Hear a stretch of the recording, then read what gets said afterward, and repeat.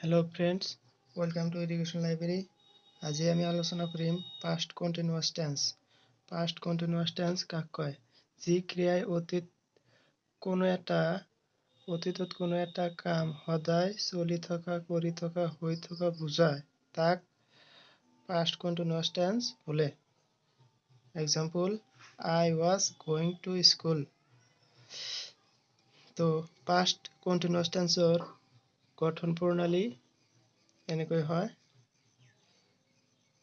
subject plus auxiliary verb was বা were plus main verb লগত ing যোগ আৰু শেষত object যোগ কৰি এই tense গঠন কৰা হয় বা past continuous tense গঠন হয়। I হৈছে subject, was হৈছে auxiliary verb, go হৈছে main verb, তাৰ লগত ing যোগ হৈছে to school হৈছে object. এদৰে we were playing cricket, were subject,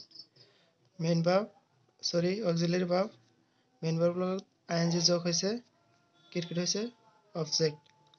তো ব্যৱহাৰ প্ৰণালী আমি কেনেকৈ গম পাম যে এই বাক্যটো বা কোনো এটা বাক্য কন্টিনিউয়াস টেন্সত হৈছে বা পাস্ট কন্টিনিউয়াস টেন্সত ব্যৱহাৰ হৈছে কেনেকৈ গম পাম। সো এনেকৈ গম পাব পাৰো আমি আলোচনা কৰিম এতিয়া। অতীতত কোনো এটা কাম চলি থকা অৱস্থাত আন এটা নতুন কাম ঘটিলে তেন্তে চলি থকা কামৰ বাবে পাস্ট কন্টিনিউয়াস টেন্স ব্যৱহাৰ কৰা হয় আৰু নতুনকৈ ঘটা কামৰ বাবে পাস্ট ইনডেফিনিট টেন্স ব্যৱহাৰ কৰা হয়। তো clear? Example, I was reading when past continuous tense আছে when teacher come, এটো past indefinite tense আছে।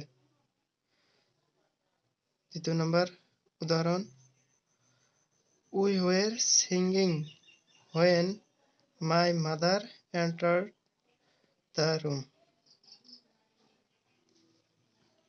দুই নম্বর ব্যবহার আলোচনা কৰিম আমি।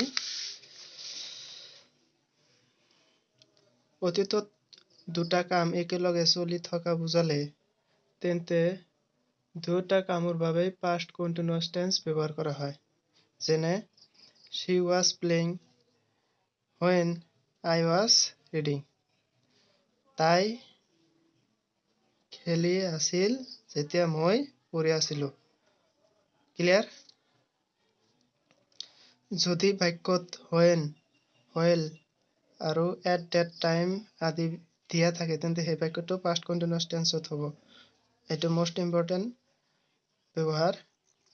যদি কোনো বাক্যত while, when আৰু at that time ব্যৱহাৰ হয় তেন্তে সেই বাক্যটো past continuous tense ব্যৱহাৰ হয়।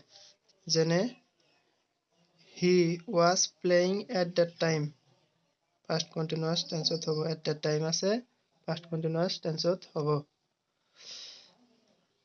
when, এই when ব্যৱহাৰ হৈছে you went out, I was sitting in the room. So clear? ব্যৱহাৰখিনি এতিয়া আমি আলোচনা কৰিম correct tense কেনেকৈ শুদ্ধ কৰিব লাগে। she do the sum at that time.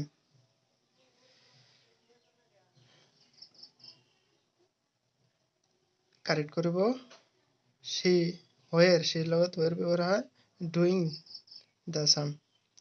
Ram was writing a story. correct হ'ব Ram was writing a story. so আজি এইখিনিতে শেষ। নেক্সট দিনা আমি আলোচনা কৰিম past perfect tense. ফ্ৰেণ্ডছ আৰু এটা কথা, মই যিখিনি নোট দি আছো ইয়াৰ পৰাই কুৱেশ্যন থাকিব, ইয়াৰ বাহিৰত একো নাহে, গতিকে মনোযোগ সহকাৰে পঢ়িব। Thank U.